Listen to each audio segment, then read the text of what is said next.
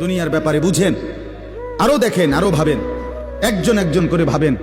দুনিয়া আরো যদি সাজান, খোদার কসম ক্ষণিকের ক্ষণিকের ক্ষণিকের অল্প সময়ের দুনিয়া চমৎকার সাজাইয়াও তৃপ্ত হইতে পারবেন না, তৃপ্ত হইতে পারবেন। এবছর চমৎকার রং দিছেন বিল্ডিংয়ে, 2 বছরের মাথাত বিভিন্ন খান দিয়া চামড়া উঠিয়া এটা আবার যেই সেই, ঠিক কিনা বলেন? তা আবার রং দাও। এই সোফা চমৎকার বানাইছিল, ওই যে বার্নিশ নাই, দেখেন এই যে সোফা, এটা এই যে দেখেন, কথা বলেন না, এই সোফা এটার মধ্যে আসেনি বার্নিশ, তো এটা আবার কি করতে হইব? তো লাভ হইল কই? দুনিয়া তো ধোকা, দুনিয়া ধোকা। এই সৌন্দর্যময় চেহারা নারী 30 বছরের ব্যবধানে উনি বুড়ি, আর কেউ ফিররা এদিকে ফিরা সেফ হালায় না। আজ যে যুবতী, যে বেহায়া নারী, বেপর্দা মহিলা বাজারে বাজারে ঘুরতো, যৌবন, আরে সেটা তার সম্পদ না, তারটা হইলে তো নিজের হইলে তো সে কখনোই বুড়া হইতো না। আল্লাহ তাআলা বলছে, আমি যখন যৌবন শেষ করে দিলাম, তো এখন আর কোন পুরুষ তার দিকে ফিররা থুতুও বালায় না। দুনিয়া এক অবস্থায় থাকে না, এক হালাতে থাকে না বাপ। এই জন্য ছেলেদেরকেও বলি, বাপ জিন্দিগি সুন্দর কর, তোমার এই হাসি থাকবে না, তোমার এই সুস্থ সুন্দর সুঠাম দেহ থাকবে না। আন্তরিকতা নিয়ে শুনলে, নিজের ভিতরে নেক মানসিকতা যদি থাকে, গ্রহণ করার মানসিকতা, তাহলে অল্প কথাতেও ফায়দা হয়। আর গ্রহণ করার মানসিকতা না থাকলেও 50 বছর শুনলেও গুনার অভ্যাস ছুটে না। দেখেন না 70 বছরের বুড়া মানুষ চা দোকানে টেলিভিশন দেখে, তাহলে এত বড় বুড়ো মানুষ, মুরব্বী, উনি এখনো যদি বিড়ি খায়, সিগারেট খায়, এখনো যদি চা দোকানে টেলিভিশন দেখে, তো ওনার এই মন্দ অভ্যাস, বদ অভ্যাস কত বছর পরে ছুটবে? উনি আরো কয়শো বছর বাঁচলে গিয়া বুঝবে এটা গুনাহ। আর ওনার আর মেয়াদ আছে কি? এই জন্য বললাম, আপনি খবর নিলে দেখবেন 30 বছর মসজিদে আসা যাওয়া করে ঠিকই, কিন্তু যথাযথ আন্তরিকতা দিলের মধ্যে, আখেরাতের কোনো মানসিকতাই নাই, নিজেকে বদলানোর অনুভূতিই নাই, ফিকিরে নাই, সোজা কথা। পরকাল বলতে কিছু, এখন যা আছি তাই, এখন সুখে থাকলে সুখী দুনিয়া, এখন দুঃখে থাকলে দুঃখী। জিফুদ যদি ঠিকমতো খানা খাদ্য খাওয়ায় খুশি, ঠিকমতো খানা খাদ্য নাই দুঃখী। এই মানে দুনিয়া পেলে খুশি, দুনিয়া না পেলে দুঃখী। লাভ লোকসান, আয় ব্যয়, হিসাব কিতাব, সুখ আনন্দ, দুঃখ বেদনা, হাসি কান্না, আবেগ অনুভূতি, সবটাই শুধুই দুনিয়াকে কেন্দ্র। এখানে কি পেলাম, এখন কি পেলাম? ইনহিয়া ইল্লা হায়াতুনা দুনিয়া নামুতু ওয়া নাহইয়া। আল্লাহ তাআলা বলেন, নাফরমান আর পাপীদের জীবন কেমন হয়? কোরআনে আল্লাহ বলছেন, তাদের অবস্থা হয় এমন যে তারা বলে জীবন কেবলই দুনিয়াটা, আর কোথাও জীবন নেই, আর কিছু নেই। নামুতু ওয়া নাহইয়া, এখানেই মরবো, এখানেই বাঁচবো। ওমা নাহনু বিমাবউসিন। আল্লাহ বলেন, নাফরমানদের দিলের মধ্যে এই বিশ্বাস যে আমাদেরকে পুনরায় কোথাও উঠানো হবে না। আল্লাহ যে বলছেন হাসরের ময়দানে তোমাদেরকে উঠানো হবে, সুম্মা ইন্নাকুম ইয়াউমাল কিয়ামাতি তুবআসুন। আল্লাহ তাআলা বলেন, তোমাদের প্রত্যেককে কিয়ামতের দিন হাসরের মাঠে তোলা হবে। আল্লাহ বলেন, বেঈমানের দিলে এটা থাকে না। তার কথা হলো প্রাপ্তি অপ্রাপ্তি, লাভ লোকসান, ভালো মন্দ, হাসি আনন্দ।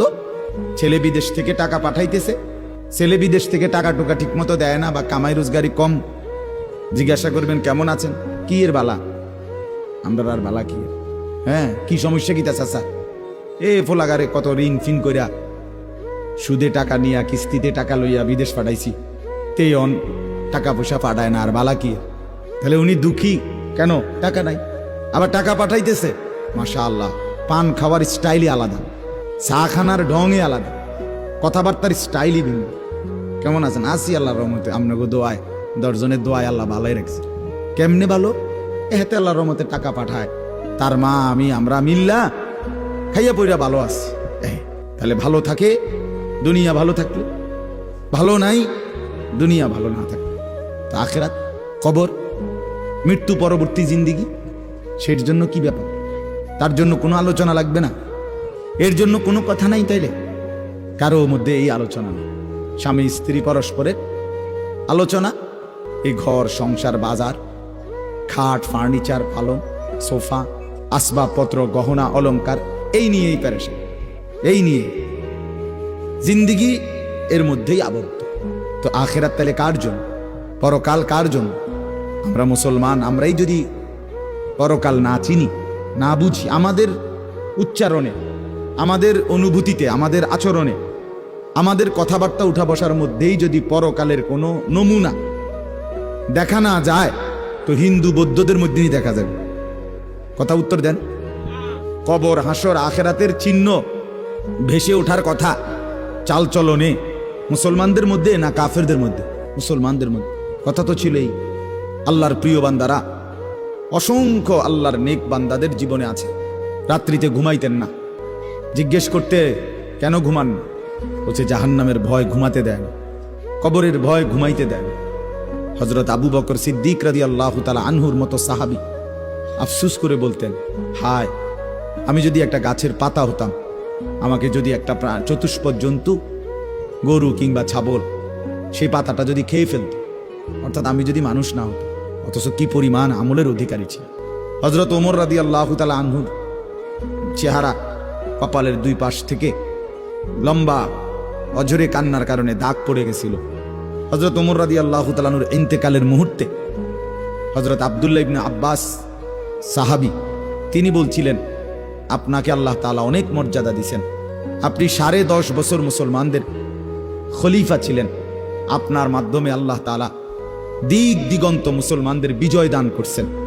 কত রাজ্য, কত এলাকা আপনার এই 10 বছরে বিজয় হয়েছে। আপনার অনেক সম্মান, অনেক মর্যাদা, অনেক গুণ, অনেক বৈশিষ্ট্য।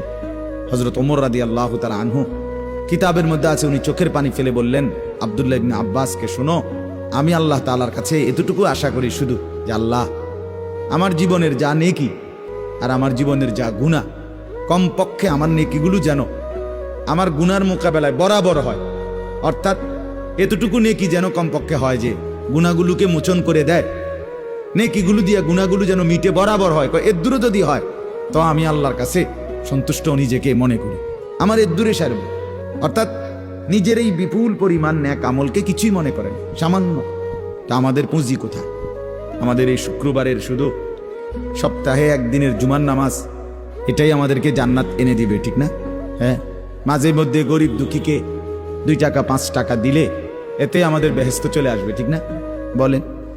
এজন্য বললাম, আমরা প্রত্যেকে আন্তরিকতা নিয়ে, ভেতরে যারা মনোযোগ দিয়ে শুনে দেখবেন, আমার আপনার ভেতরে যদি অনুভূতি তৈরি হয়, ভাবনা তৈরি হয়, ফিকির আসে, লাভ। সবাই একসাথে হবে না, সবাই একসাথে বদলায় না, সবাই একসাথে পরিবর্তন হয় না, কারো কপালে পরিবর্তন হয়ই না, বদনসিব। কারো সময়ের ব্যবধান হয়। আমাদের প্রিয় নবী সাল্লাল্লাহু আলাইহি সাল্লামের কাছে যারা সাহাবী হয়েছেন, কালেমা পড়ছেন, তারা প্রত্যেকেই প্রথম দিনেই তো সবাই কালেমা পড়ছেন, ঠিক না? বুঝেন নাই কথা? যতজন সাহাবী হয়েছে নবীজির, সবাই একদিনেই কালেমা পড়ে ফেলছে নাকি? সময়ের আগ পিছ আছে কিনা বলেন? কেউ প্রথম দিন কালেমা পড়ছে, কেউ 21 বছর পরে কালেমা, কেউ 22 বছর পরে কালেমা পড়ছে। তো যিনি 23 বছরের মাথায় কালেমা পড়ছে তিনিও কামিয়াব, যিনি প্রথম দিন কালেমা পড়ছে তিনিও কামিয়াব, সৌভাগ্যবান। এই জন্য বুঝ আসবে, এর মধ্যে আগ পিছ হবে। সবাই একই দিনে জোনায়েদ বাগদাদি হবে না, সবাই একদিনে বাইজিদ বোস্তামি হবে না, সবাই একদিনে রাবেয়া বসরি হবে না। সময়ের ব্যবধান হবে, আগ পিছ হবে, এবং কারো কপালে হেদায়েত জুটবেই না। ইন্নাকা লা তাহদি মান আহবাবতা। আল্লাহ তাআলা আমাদের নবী সাল্লাল্লাহু আলাইহি সাল্লামকে বলছেন, আপনি খুব চাইলে, ভালোবাসলে আপনি নিজে কাউকে হেদায়েত দিতে পারবেন না, সেখানে আমি কে? কথা বলেন না। সেখানে আমাদের কোনো পাত্তা আসেনি কোনো। খুদ রাসূলকে আল্লাহ বলছে, হে নবী, আপনি চাইলে হবে না, আমি চাইতে হবে। ওয়ালাকিন্নাল্লাহা ইয়াহদি মান ইয়াশা, বরং আমি আল্লাহ যাকে চাই আমি তাকে হেদায়েত দান করি। তাহলে মূলত হেদায়েত দেয় কে? ফয়সালা কার হাতে? আমার বলা, আপনার শোনা, কোনোটাই মূল বিষয় না। মূল বিষয় হলো এটা একটা উসিলা ধরা, কিন্তু মূল ফয়সালা কার হাতে? ওয়ালাউলা ফাদলুল্লাহি আলাইকুম ওয়া রাহমাতু মাজ। এই বেটা, মোবাইল না ধরতে মানা করছি। সুন্দর করে বললে হয় না। অনেকের খাসিয়ত এতটাই যে ধমক না দিলে, কথা বুঝছেন না, এটা তার একটা তবিয়ত হয়ে গেছে। না, আমারে এমনি করলে আমি বুঝতাম না, আমার ধমকাই তুই। বদ অভ্যাস মানে জিন্দিগির একটা মিনিট একটা মিনিট লজ্জা শরম কিচ্ছুর কোনো ধার ধারে না। ছেলেরা মোবাইল ছাড়া 1 মিনিট থাকতে রাজি না। এবারে মা দেখুক, নাহলে বাফে দেখুক, নাহলে হুজুর দেখুক, নাহলে একবারে আব্দুল কাদের জিলানি দেখুক, আমার এতে কোনো অসুবিধা নেই। আমার দরকার মোবাইল। মোবাইল আছে, আমি আছি, খালাস। আমার জিন্দিগির এবার ইজ্জত থাক বা না থাক, আমার চরিত্র থাকুক বা না থাকুক, আমার আল্লাহ খোদা আখেরাত পরকাল কিচ্ছু না থাকুক, আমার মোবাইল আছে, খালাস। আমার জিন্দিগি স্বার্থ। এই হলো জিন্দিগি, মানে জীবনটাই মোবাইল, মোবাইলটাই জীবন। বেঁচে আছে মোবাইল টিপবার জন্য, মোবাইল বানানো হয়েছে তার কাছে পৌঁছবার জন্য। আজ ছেলেদের হালাত মানে বেঁচেই আছে এটার জন্য, বেঁচেই আছে। জিন্দিগিটাই এটার সাথে সম্পৃক্ত, জীবনটাই এটার সাথে।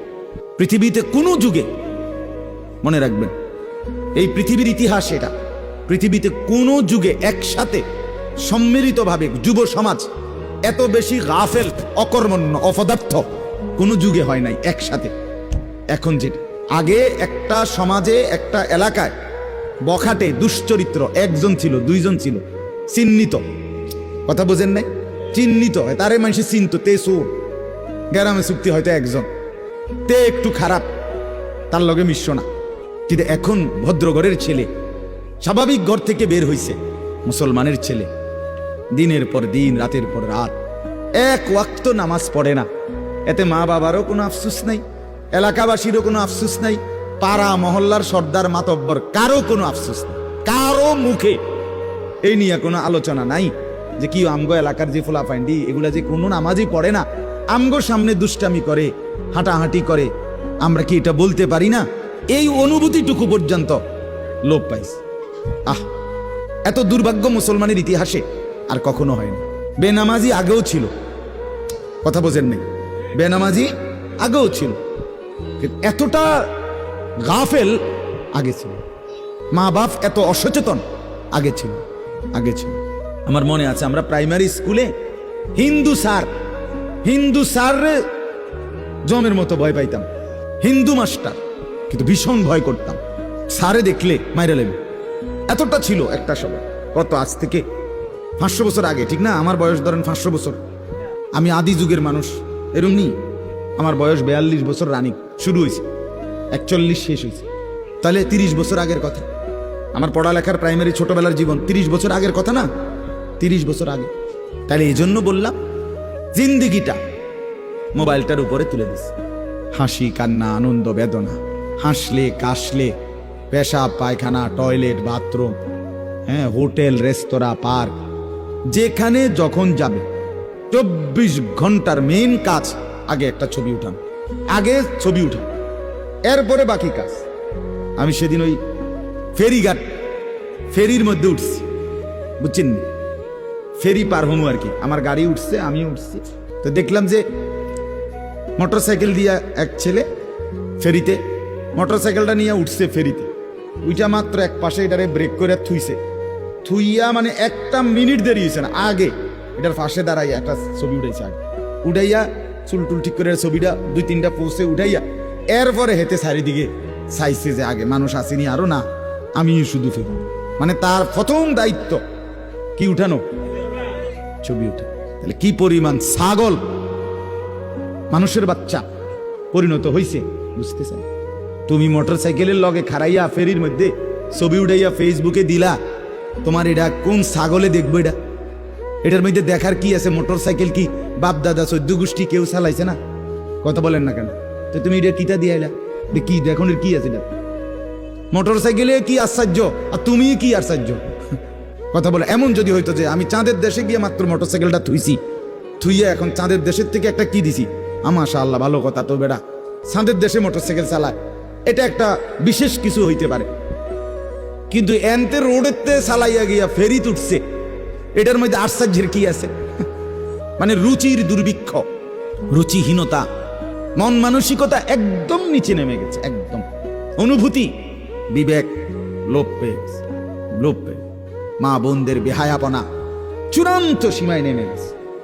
মহিলারা পুরুষ সামনে দোনো পাশে ডানে বামে হাঁটতে উঠতে লড়তে দৌড়তে কোনো লজ্জাবোধ করে না, কি বেড়ার গাত লাগে না বেড়ুইতের গাত লাগে না অটোর গাত লাগে না সিএনজির গাত, এত সময় নাই বুড়ি, বুড়ি ব্যস্ত। বাজার, মার্কেটিং, দোকান, কেনাকাটা, আফসুসের। মানে এটাই বললাম আর কি, একসাথে সবাই, অধিকাংশ, বেশিরভাগ অধপতন একসাথে মুসলমানের সমাজে 1450 বছরে আর কখনো এতটা ছিল না।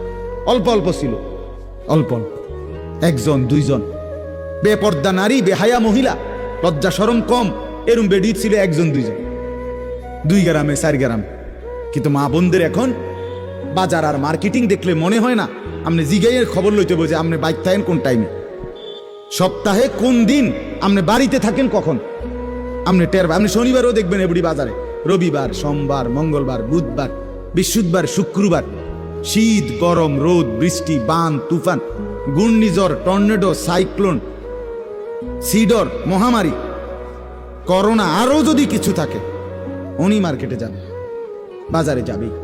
আমরা অতিরিক্ত আত্মবিস্মৃত জাতি হিসেবে পরিগণিত হচ্ছি। তো বলতেছি ইনশাআল্লাহ, আমি এই কথাগুলো বললাম, অর্থগুলো আমরা বেফিকির হয়ে গেছি। মুসলমানের সবচেয়ে বড় সম্পদ, এক মুমিনের সবচেয়ে বড় সম্পদ, আল্লাহ নবী সাল্লাল্লাহু আলাইহি সাল্লাম 23 বছরে সাহাবায়ে কেরামের জীবন এবং দিল অন্তরে আখিরাতকে বসায় দিয়েছেন। তারা যেন 24 ঘন্টা রাতে কিংবা দিনে, হাঁটতে কিংবা বসতে, ঘরে কিংবা বাহিরে, আখিরাতকে সামনে নিয়েই জীবনটা সাজাইছেন, জীবনটা সাজাইছেন। কোরআনুল কারীমের শুরুতে আছে সূরা বাকারার মধ্যে আল্লাহ তাআলা বলেন, অবিল আখিরাতি হুম ইউকিনুন। মুত্তাকি বান্দা কারা? কোরআন থেকে হেদায়েত পাবে কারা? কোরআন বুঝবে কারা? আল্লাহর পক্ষ থেকে হেদায়েত পাবে কারা? আল্লাহ বলেন, এই গুণ যাদের, তাদের মধ্যে একটা হলো যারা আখিরাতের ব্যাপারে ইয়াকিন রাখে। ইয়াকিন শুধু বিশ্বাস না, বিশ্বাসটা একদম দিলের মধ্যে ইয়াকিন। আগুন জ্বালাইয়া ফেলে, এটা শুধু আমাদের ধারণা না, এটা আমাদের ইয়াকিন। ঠিকই না বলেন না? পানি ডুবাইয়া ফেলে, এটা আমরা শুধু ধারণা করছি না, বিষয়টা আমাদের এটার মধ্যে, দিলের মধ্যে কি আছে? ইয়াকিন আছে। বরফের মধ্যে ঠান্ডা লাগে, এটা আমাদের ধারণা না, এটা আমাদের কি? ইয়াকিন। তার চাইতে বেশি ইয়াকিন আল্লাহ বলে যার অন্তরের মধ্যে আখিরাতের ব্যাপারে, সে মুত্তাকি, সে আমি আল্লাহর পক্ষ থেকে হেদায়েত প্রাপ্ত, সেই সফল, সেই জান্নাতি। ইয়াকিন পর্যায়ে থাকতে হবে। মানে 1 সেকেন্ড আমি যদি দুঃখে পড়তে পড়তে পড়তে জীবনের কোনো চাওয়া পাওয়া পূরণ নাও হয়, কিচ্ছু জীবনের আশা, কত সময় কত কিছু চাইছি, কিছুই পূর্ণ হইল না, খোদার কসম তবুও বিশ্বাস করতে হবে আল্লাহই সত্য, আখিরাতই সত্য। আবার পেতে পেতে আমি যদি গোটা দুনিয়াও পেয়ে যাই, তবুও আমাকে বিশ্বাস করতে হবে এটা স্থায়ী না, এটা কিছুক্ষণের, আমার আল্লাহই সত্য, আখিরাতই সত্য। যার কারণে সাহাবায়ে কেরামের মধ্যে যারা প্রচন্ড গরিব ছিলেন, ওনারাও শতভাগ বন্দিগি করছেন। সাহাবায়ে কেরামের মধ্যে যারা ভীষণ ধনী ছিলেন, তারাও শতভাগ বন্দিগি করছে। হযরত ওসমান রাদিয়াল্লাহু তাআলা আনহু ধনী ছিলেন। হযরত আব্দুর রহমান ইবনে আউফ রাদিয়াল্লাহু তাআলা আনহু অনেক বড় ধনী ছিলেন। 100 উট ওই জামানায়, নবীজির জামানায়, নবীজির ইন্তেকালের পরে এক সালানে 100 উট বোঝাই মাল হযরত আব্দুর রহমান ইবনে আউফের মদিনার বাজারে সালান ঢুকতো, পাইকারি মাল আসতো 100 উটে করে। সেই যুগে, আজ থেকে 1300 বছর 1400 বছর আগে, আপনি বলেন তো কি পরিমাণ ধনী ছিলেন তিনি। একদিন শুধু হযরত আয়েশা রাদিয়াল্লাহু তাআলা আনহা, নবীজির স্ত্রী, বলছিলেন, আব্দুর রহমান, তোমার এই বিপুল মাল, এগুলার হিসাব দিতে দিতে তুমি তো হাসরের ময়দানে ফুলসিরাত পার হতে গিয়া তোমার কোমর বাঁকা হয়ে যাবে।